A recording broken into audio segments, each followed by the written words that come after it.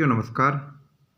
History by captain doctor Rajendra J Maan Singh ऐतिहासिक अध्ययन और अनुसंधान की इस कक्षा में मैं captain doctor Rajendra, associate professor, department of history, government Dungar college Bikaner, आप सभी का फिर से स्वागत और अभिनंदन करता हूं।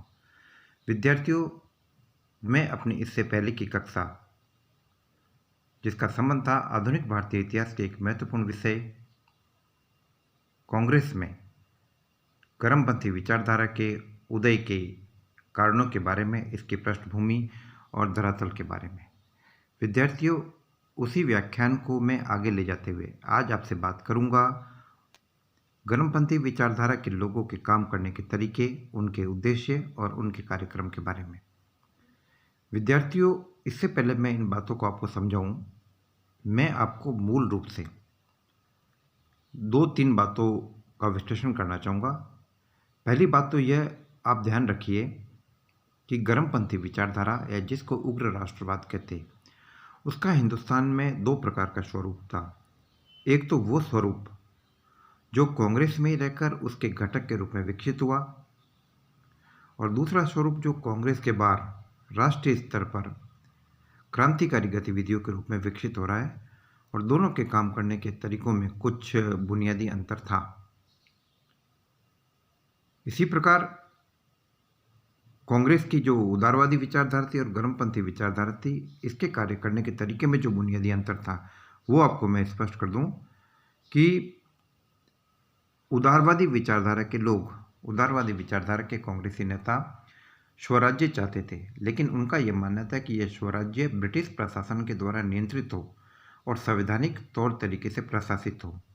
इसके विपरीत गर्मपंथी विचारधारा के लोगों का यह कहना था कि हमें एक ऐसा स्वराज्य चाहिए जिसके लिए नीतियाँ, नियम बनाने का अधिकार हमें हो, जिसके लिए कानूनों और अधिनियमों को लागू करने का अधिकार हमारा हो, हमें ही अधिकार हो खर्च करने का, हमें ही अधिकार हो अपने लिए आय जुटाने का, यानी अपने तंत्र के लिए आय जुटाने का।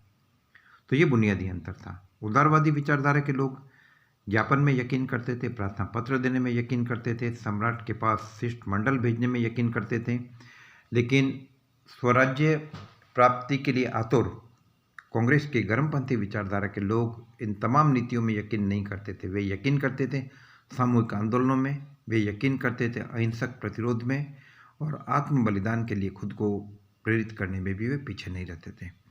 तो आइए सबसे पहले हम इन सारी चीज़ों को जानने की कोशिश करते हैं और साथ ही साथ ये भी समझने की कोशिश करते हैं कि इन लोगों के, यानी गर्मपंथी विचारधारा के लोगों के कार्य करने के तरीके क्या थे। जहाँ तक गर्मपंथी विचारधारा से जुड़े हुए लोगों की बात है विद्यार्थियों, इसके अंदर 4 प्रमुख लोग जुड़े हुए थे।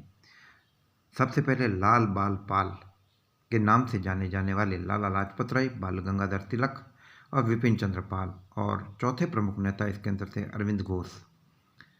इन सभी ने अपने इस नए गर्मपंथी दल की नीतियों की परिभाषा दी, इसकी अभिलाषाओं को इन्होंने व्यक्त किया और इसके कार्यों का मार्गदर्शन किया। तिलक ने यह कहा कि स्वराज्य मेरा जन्मसिद्ध अधिकार है और मैं इसे लेकर रहूँगा। तिलक का यह कथन लोगों को उत्साह से भरने के लिए पर्याप्त था। उन्होंने कहा था कि मेरे देशवासियों, स्वराज्य अथवा स्वशासन स्वधर्म के लिए जरूरी है। स्वराज्य के बिना किसी भी प्रकार का सुधार नहीं हो सकता। न सामाजिक सुधार हो सकता है, न औद्योगिक प्रगति संभव है, न ही कोई शिक्षा संभव है, और देशवासियों, राष्ट्रीय जीवन की परिपूर्णता तो इसके बिना असंभव है।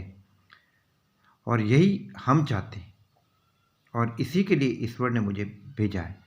तो विद्यार्थियों, लोकमान्य बाल गंगाधर तिलक के स्वराज्य के बारे में जो यह दृढ़ विचार थे, ये केवल तिलक के व्यक्तिगत विचार नहीं थे, बल्कि उस दौर में हिंदुस्तान के तमाम जनमानस की आकांक्षाओं के प्रतीक ये विचार थे। यह विचार थे कांग्रेस के गर्मपंथी दल की। इसी प्रकार विपिन चंद्र पाल ने भी इस दल की मांग को बताते हुए कहा कि हमें देश में नए सुधार, रिफॉर्म नहीं चाहिए, बल्कि हमें चाहिए देश में पुनर्गठन, रिफॉर्म, और ब्रिटिश सरकार को चाहिए कि वह भारतीय सरकार के नीति निर्माण का अधिकार छोड़ दे। अपनी मर्जी से ब्रिटिश सरकार जो हमारे लिए कानून बनाती है, लागू करती है, वह इस अधिकार को त्याग दे। ब्रिटिश सरकार को कतई ये अधिकार नहीं होना चाहिए कि वो अपनी इच्छा से हमारे ऊपर जो कर लगा रही है और जो हमारी अपनी इच्छा से धन खर्च कर रही है, ये अधिकार भी उनको छोड़ना पड़ेगा। तो कहने का मतलब है कि विपिन चंद्र पाल ने राजनीतिक क्षेत्रों में सुधार नहीं बल्कि एक प्रकार से पुनर्गठन की मांग की और ये कहा कि भारतीयों के लिए कानून बनाने का अधिकार भारतीयों को होना चाहिए। इसी प्रकार अरविंद घोष ने उग्रवादी दल या गर्मपंथी दल की विचारधाराओं को व्यक्त करते हुए कहा कि भारतीयों को अपने आप को किसी भी प्रकार से तुच्छ नहीं समझना चाहिए। भारत राजनीतिक, सामाजिक और सांस्कृतिक दृष्टि से काफ़ी पहले परिपूर्ण हो चुका था।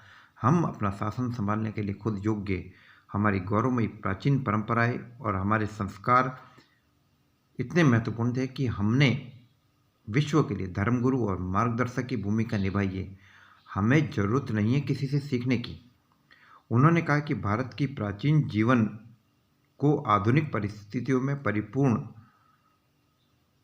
होना राष्ट्रीय गौरव के लिए बहुत ही महत्वपूर्ण जरूरी है और वो चाहते थे कि भारत पुनः एक बार विश्व गुरु और मार्गदर्शक के रूप में भूमिका निभाए। और वो कहते थे कि लोगों को राजनीतिक जीवन के लिए वेदांत के आदर्शों पर चलना चाहिए। अरविंद घोष के अनुसार राजनीतिक स्वतंत्रता एक राष्ट्र का जीवन श्वास है। बिना राजनीतिक स्वतंत्रता के सामाजिक सुधार, शैक्षणिक सुधार, औद्योगिक प्रसार और एक जाति की नैतिक उन्नति की बात करना बेमानी है। इसी प्रकार विद्यार्थियों लाला लाजपत राय ने कहा कि जैसे दास की आत्मा नहीं होती, उसी प्रकार दास जाति की भी कोई आत्मा नहीं होती और आत्मा के बिना मनुष्य केवल और केवल पशु है। इसलिए देश के लिए स्वराज्य बहुत ही जरूरी है, बहुत ही आवश्यक है। विद्यार्थियों, गर्मपंथी विचारधारा के लोगों ने अपने एजेंडा में विरोध करने के तरीके में जो बात रखी, उनमें था अहिंसात्मक प्रतिरोध, पैसिव रेजिस्टेंस, विरोध करेंगे लेकिन हिंसा नहीं करेंगे, सामूहिक आंदोलन करेंगे, आत्म बलिदान के लिए अपने आप को पेश करेंगे। इन नेताओं ने स्वतंत्रता की तीव्र इच्छा और आत्म बलिदान के लिए प्रस्तुत रहने की बात कही। इन नेताओं ने विदेशी माल के बहिष्कार और स्वदेशी माल के अंगीकार को अपनाने की बात कही। राष्ट्रीय शिक्षा और सत्याग्रह पर भी बल दिया गया।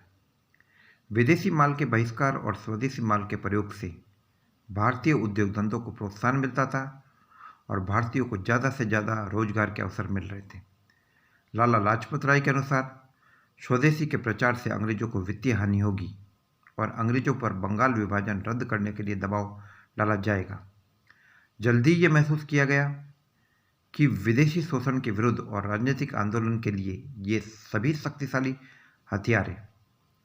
लाला लाजपत राय ने कहा कि हम लोगों को राजनिवास से मोड़कर